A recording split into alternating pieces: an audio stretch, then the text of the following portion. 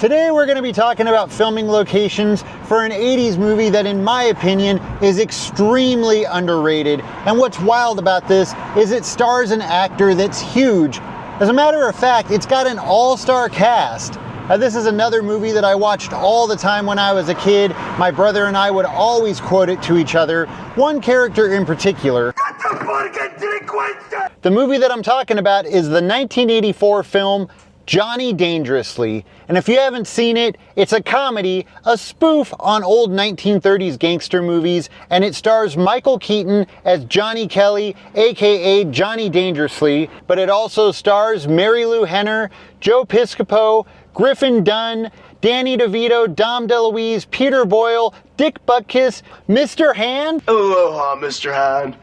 And that's just to name a few. I didn't even mention the theme song is done by Weird Al, and that the movie is directed by Amy Heckerling. But yet, I still hear nobody talking about this movie. Now this year, 2024, marks the 40th anniversary of Johnny Dangerously, so what better time to check out some filming locations? Now the only problem is, about 99% of the movie was filmed in sound stages and on backlots, so some of the locations are a little hard to get to. But I know there's some stuff I can show you, and I'll definitely do my best to show you as much as I can. So join me today as we celebrate the 40th anniversary and check out some filming locations for Johnny Dangerously. Let's go see what we can find.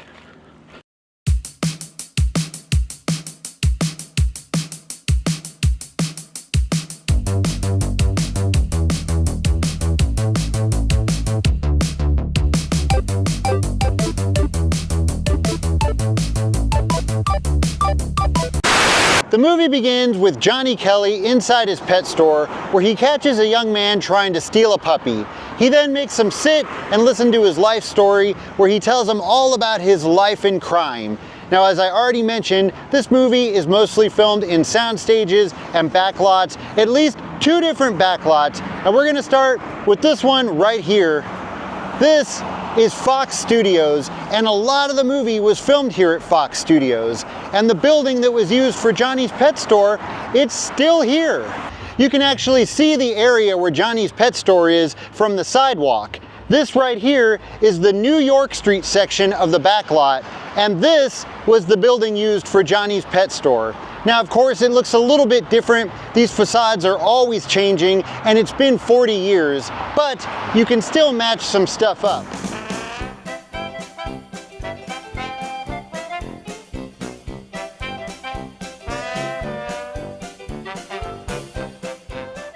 So Johnny starts telling his life story, the movie begins to flash back, and we see Johnny's mom walking towards the camera. You can see some buildings behind her, and this is the area that she was walking in. These are the buildings that you see behind her, and she was standing pretty much right here.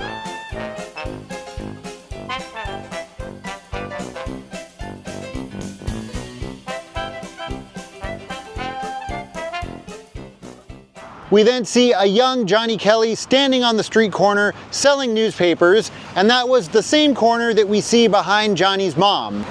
Johnny then walks away for just a minute, and his street corner is taken over by a young Danny Verman, who later in the movie is played by Joe Piscopo. Johnny comes back and they get into a little scuffle right here on this very street corner. A car then pulls up across the street, and inside the car is Jocko Dundee, played by Peter Boyle, and his driver, played by Dick Butkus. And the car was pretty much parked in front of Johnny's pet store.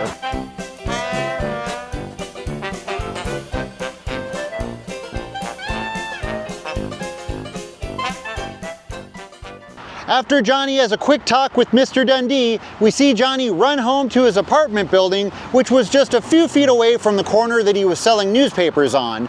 This was Johnny's apartment building.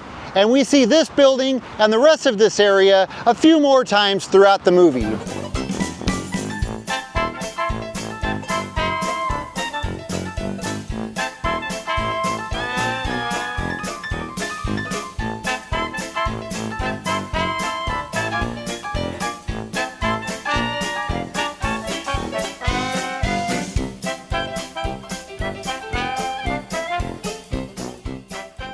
Now, it's also worth mentioning that this same area was used in the movie Big Trouble in Little China.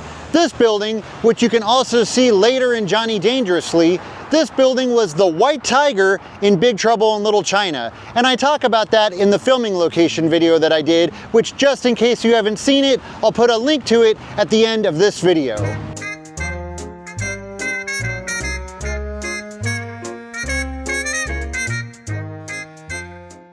So I'd say about half the movie was filmed over there on the Fox lot, and then the other half, roughly, give or take, was filmed right here on this back lot. This here behind me is Warner Brothers Studios, and they just went back and forth using the New York sets over there on the Fox lot, and then the New York sets here at Warner Brothers.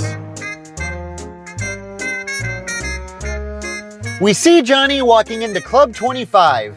And if we take a look at the building next door, notice this section, and then we take a look at this building on the Warner Brothers backlot, you'll notice that the front of the building matches up perfectly with the one that we see in the movie. The door and the pillar in between the two buildings still looks the same. You'll also notice that where Club 25 used to be, that facade has been changed and no longer looks the same. Actually, the last time I was on the backlot, they were in the process of changing the facade on that entire building. Johnny invites his little brother Tommy over to have a talk about life, and he makes him watch a movie titled Your Testicles and You. And in that movie, we very briefly see the outside of the Atlanta Genital Institute. Now, I'm about 99% sure that that building is on the Fox lot. I'm pretty sure that's the old administration building. It's really hard to tell because there's now trees blocking the entire front of the building, but I believe that this path with the lampposts on either side of it is the very same one that we see in the movie. During a night out at Club 25, while watching a very entertaining performance by Lil Sheraton, Johnny starts to fall head over heels for her. And after the show, he waits out back as she comes down the stairs. Now, that alley with the stairs is located on the Warner Brothers backlot right across from the facade that was used for Club 25.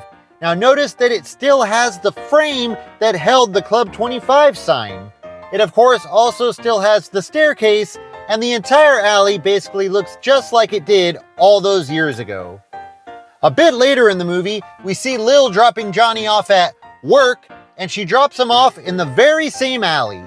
Right here is where her car was just driving. She then makes a right turn into the alley, which is where this picture was taken from.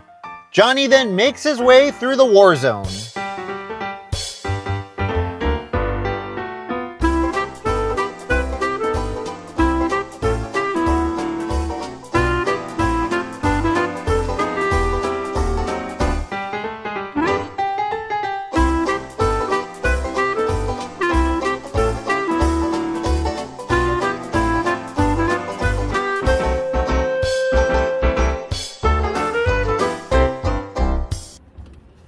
So this here is the town square area on the Warner Brothers backlot, seen in countless movies and TV shows, and this is where Tommy Kelly has his law school graduation. You can see just a little bit of the gazebo right there on the left side of the screen, and then that building behind him, that is this building right here, although it looks a little bit different, but you can still match it up. Right here is where all the chairs were set up, and then when Tommy is talking to Johnny, behind Johnny, you can see some storefronts across the street, and that was these buildings right here. So Tommy now works as the assistant DA, and his boss, who's played by Danny DeVito, invites him over to his house for dinner. Now, that house is located on the Warner Brothers backlot, directly across from the Friends Fountain. Right here is where Tommy's car pulls up, and he then enters through those gates.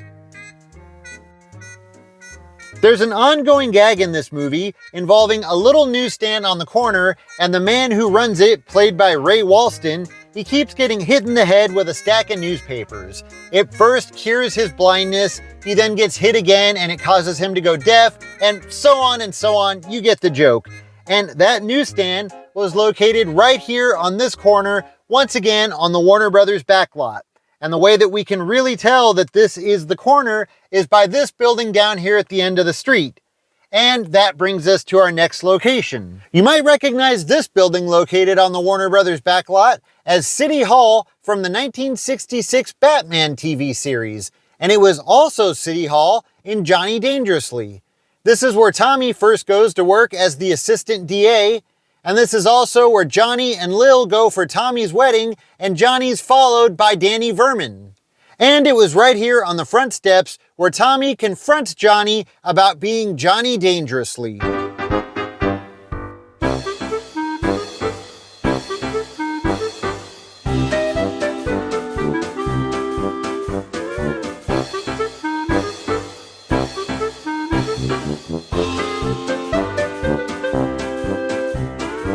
When Johnny gets arrested and sent to the big house, that's one of the very few locations that's not on a backlot. It's actually a combination of a few different spots. That very first establishing shot is an actual abandoned prison in Illinois, and you can find that very same entrance on Google Maps. You can see it still has the tower and the catwalk, but the actual gate is now covered by a chain link fence, but you can still recognize it. Now, all of the interiors of the prison, I'm pretty sure, are just sets at either Fox Studios or Warner Brothers. And a little bit later, when Johnny escapes from prison, we see him jump in the car and speed away as the searchlights are going crazy. Now, that building is back on the Fox lot. And notice the staircase and the brick wall. The camera would have been right over here, pointing in this direction. As I mentioned earlier, we again see the building that was used as the White Tiger in Big Trouble in Little China when Johnny's mom is walking past it as she's on her way to see Mary Margaret Catherine Deneen. She walks right past the front of the building and then down these steps and knocks on this door. And the ending of the movie takes place while everybody's attending the premiere of a big movie, because, I mean, what else would you do while your brother and son are on death row? The premiere of that movie took place at this theater, once again on the Warner Brothers backlot. You can see the theater looks almost exactly like it did in the movie, of course, minus the name of the theater up there on the marquee. But it was here at this theater where Johnny proves his innocence and then agrees to go legit.